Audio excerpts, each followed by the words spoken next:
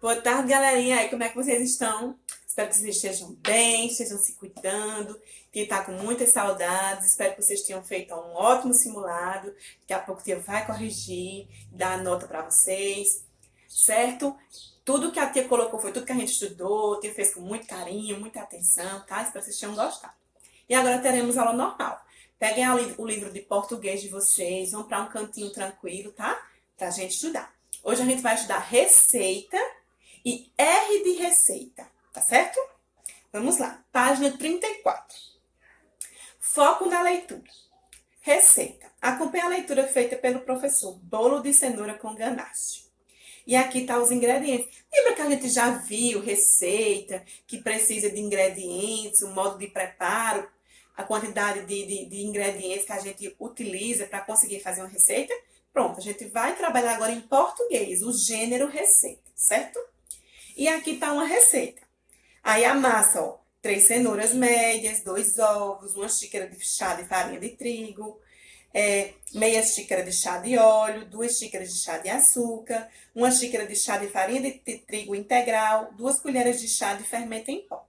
E para o ganache, 2 barras de chocolate meio amargo picado, 1 caixa de creme de leite, utensílio especial onde vai bater os ingredientes é o liquidificador, certo?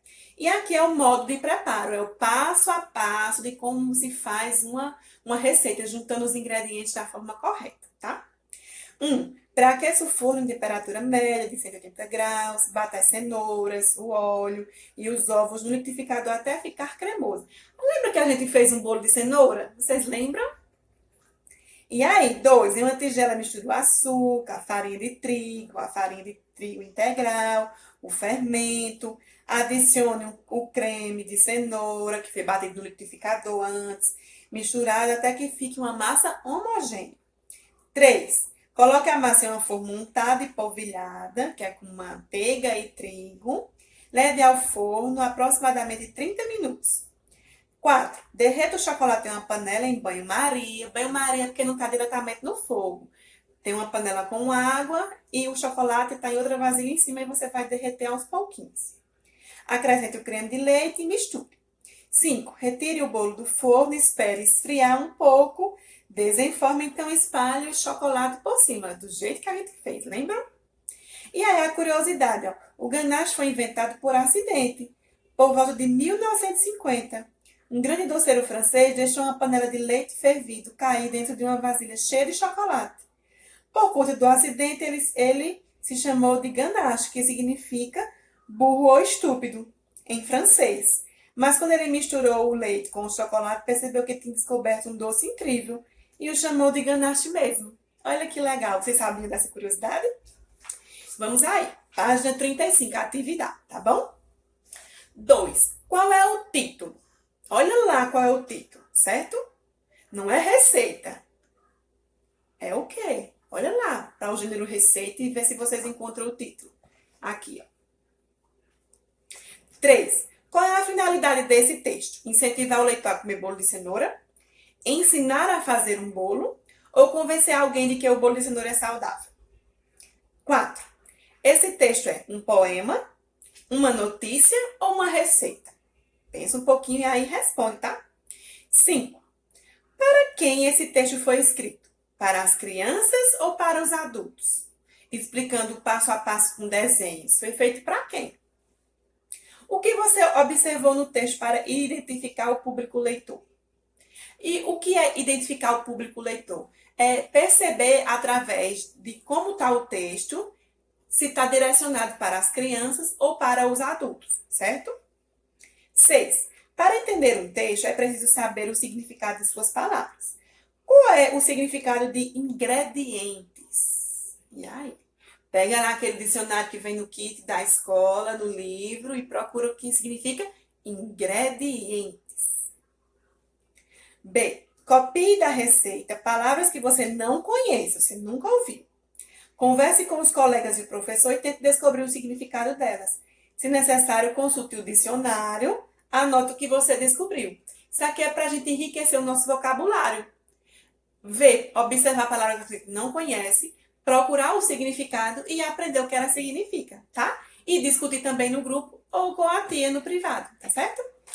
Próxima página. Questão 7, página 36. Observe que o texto é formado por 3 partes. A. Copie o subtítulo de cada parte. Parte 1 é qual? A parte 2. E a parte 3? Observa lá a estrutura da receita e copia aqui. B. Uma dessas partes não costuma aparecer na receita. Identifique-a e explique que informação ela apresenta. E aí vocês vão colocar aqui o que aqui geralmente não vem numa receita. Nessas 3, aqui está dividido em 3 partes, mas geralmente elas são 2. Então, qual é essa parte a mais que está aparecendo que geralmente não aparece? Então, vocês vão explicar, tá bom? 8. Sobre a parte dos ingredientes, resolva as questões.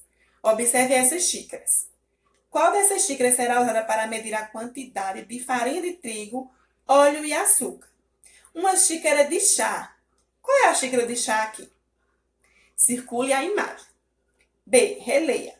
2 xícaras de chá de fermento em pó. O que informa a palavra sublinhada chá? Quer dizer o quê? Para medir. Tem um nome, porque cada colher tem um tamanho. Então, como é essa colher de chá? Certo? Pensa um pouquinho. O que aconteceria se não houvesse essa informação? A gente podia colocar o quê? Pensa também. É bem legal. Próxima página, página 37. 9. Quanto ao modo de preparo, resolva as questões seguintes. A. O preparo foi dividido em quantas etapas? E aí tem 1, 2, 3, 4, 5, 6, 7. B. Esse modo de preparo é aquele passo a passo, tá? B. Para fazer o bolo, as etapas devem ser seguidas na ordem em que aparecem. Explique sua resposta. E aí, qual é a ordem? Para fazer o bolo, as etapas devem ser seguidas na ordem que aparecem? Sim ou não? Para poder dar certo. Explique sua resposta. 10. Em qual dos itens do modo de preparo os ingredientes abaixo aparecem? Circule no quadro. E aí vocês estão circulando as quantidades de cenoura, de ovos, de farinha de trigo, de óleo, açúcar, fermento em pó e ganache, certo? 11. Uma criança da sua idade pode fazer essa receita sozinha? Explique sua resposta. E aí, pode fazer sozinha? 12. Avalie. O quadro Curiosidade trouxe informação interessante para o leitor? Converse sobre isso com os colegas e professor lá no grupo ou no privado e anote sua conclusão. Que você escutou as informações dos colegas e o que você pode concluir. Aí você vai colocar aqui sua resposta, tá bom? Palavras com R. É apenas uma revisão, porque a gente já estudou. 38. A gente já viu o R. O R no começo e o RR tem o som forte. Rato, carroça, carro, rede, não é? E as sílabas quais são? Ra, ré, ri, ro, ru. Essa daqui são as sílabas da letra R, certo? E aí, o R tem esse som forte quando ele vem no começo. O RR sempre vem no meio da palavra, certo? E aí, quando ele vem no meio, que som ele tem? Buraco, farofa. O som é fraco, não é tão forte quando o R vem no começo ou quando é acompanhado de 2 R's, tá certo? Então, vamos à atividade. Palavras com R. 1. Leia estas palavras. Receita, xícara e barras. A. Pinte de vermelho as letras R. B. Identifique a palavra em que a letra R representa o som mais forte e o mais fraco. Lembra que o tia explicou? Então, preste atenção. 2. Complete as palavras com as sílabas ra, ré, ri, ro, ru. E aí, as que se encaixarem, vocês vão e colocam, certo? 3. É com R ou RR? Complete as palavras. Tia deu a dica, hein? Começo de palavra é R, no meio da palavra é RR, mas e quando é só um R no meio da palavra? Então, tem um som mais forte. É no início e no meio, que é com R, RR.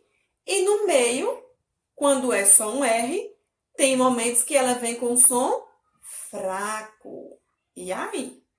Buraco, farofa, o som é bem fraquinho. Quando é carroça, rede, rabo, rabanete. E aí tem um som mais forte também. Então preste atenção e complete a palavra com R ou RR. Lembrando que aqui vai ter os vários sons, tá? O som forte e o som fraco. Próxima página, página 39. 4. Encontre no diagrama palavras com R e com RR, certo? E aí vocês vão e circulam. 5. Complete o quadro com as palavras da atividade anterior. Então, as palavras que vocês encontraram na questão 4, vocês vão preencher esse quadro. R no início da palavra, R no meio da palavra e palavras com RR, certo? 6. Copie as palavras da atividade anterior da questão 5 e a gente vai separar por meio de sílabas. Lembrando, o RR não fica junto, fica cada um em uma sílaba separada, certo? E aí vocês vão também colocar a quantidade de sílabas. Como é que a gente pode contar uma sílaba? Vai falando pausadamente. Um exemplo, vou dizer uma que não tem aqui. Farofa. Fa-ro-fa. Foram quantas? 3. Uma dica. Vocês também podem bater palma. Fa-ro-fa. E aí você bateu palma quantas vezes? 3. Então aí tem 3 sílabas, certo? Aqui não é a quantidade de letras, é a quantidade de sílabas. Espero que vocês tenham gostado da aula de hoje. Foi muito bom estar com vocês, certo? Estudem para o simulado e até amanhã. Tchau, tchau!